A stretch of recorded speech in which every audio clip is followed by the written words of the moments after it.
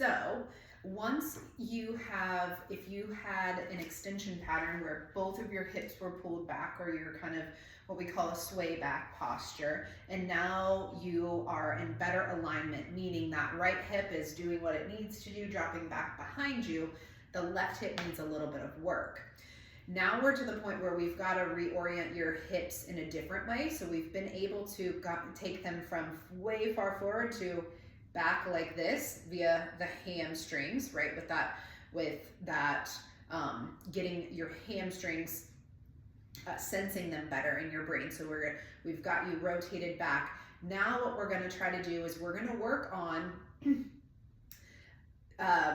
turning to the left, which means your left hip, I'm going to show you what I mean by that. As your toes and your knees are facing forward, your left hip being able to stay back as your right reaches forward. That's really key in walking, right? Because we're here, being able to do that arm swing. So we're going to work on turning the left hip back or leading with the right. So that's the first plane of motion that we're working in. That is that rotation. The other one that we're going to try to do is we're going to try to drop off your right a little bit. And we don't want to overstress out here by going this way, right? We just want to be able to drop into the left. See how I'm not putting any extra stress on my hip by just poking it out there. That's cheating, right? So that's like more of a hip sway. We just want to be able to drop that down. The purpose of that is going to get rid of some of the right back, muscles that start to get sticky. It's also going to open up your right inner thigh to work, be able to not be in such high tone. And it's going to allow your hip to have better rotation on your right side and your left side. So doing those two things really helps to open things up. Now, again, the overarching principle of this is your dominant pattern is to sit back into that right hip and to really drop off the left. You get a lot of compression down the right side and you get too much lengthening on the left. So everything that we're going to do from here on out is going to be based on getting you compressed on the left side, aka squashing together your pelvis and rib cage, even rotating again toward the left side to cause some compression through all of your joints on this left side, specifically coming from the heel and the knee and then into the hip. So your brain needs more compression on this right side. It needs to relax that right side, needs more compression on the left side, needs to relax that right side. All right, so that's something that, it's very important to be aware of.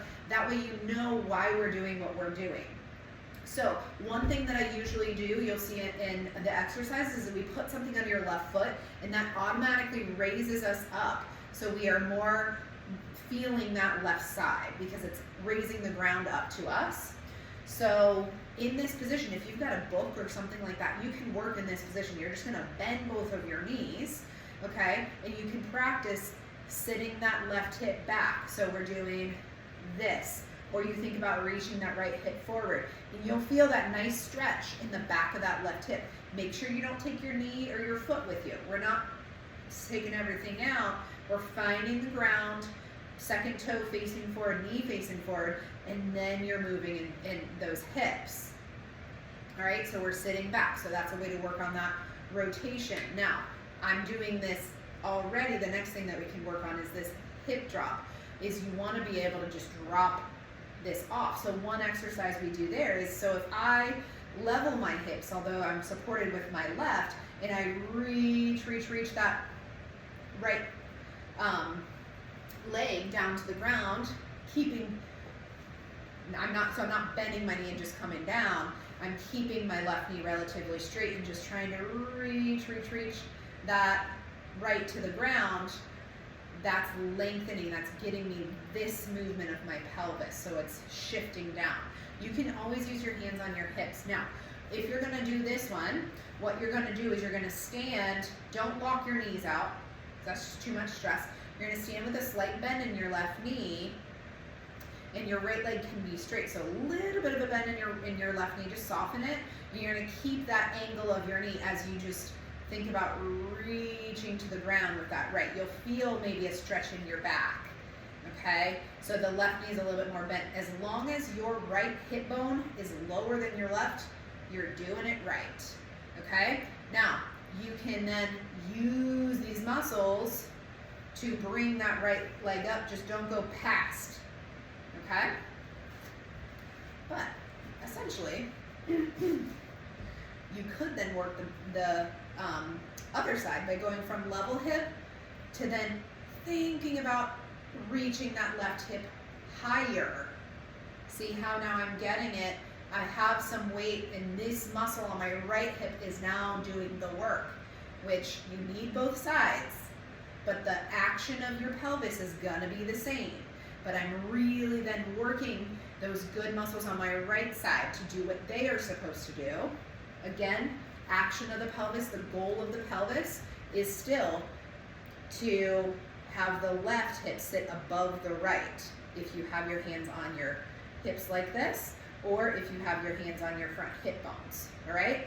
So here is our goal with all of these movements that you are going to do is either, or a combo of, turning the hips left. If I was wearing a zipper, my belly button is turning to the left. And in the other plane of motion is being able to have the left hip be higher. Again, probably not without that sway to the side, but just dropping it down by lengthening that right side. Okay, so I want you to understand that, and that way you can start to monitor, oh, how am I standing? Am I standing like this with my right hip back because that's the way I like to do it? Or am I even kind of leaning to my right leaning to my left as I walk, which is hiking this right hip up? Again, not what we want, all right? So the goal is to go from here to here comfortably, all right? And also make sure we're not doing this, right, lifting that right up, all right? So I hope that makes a whole lot of sense, and that way we can start to really build on how to make these changes, because remember, what you're doing in your daily life is just as important, if not more, than the exercises that you do to reset your body, all right? So you're gonna get a lot more out of this if you're really paying attention and understanding the principles that we're trying to work off of.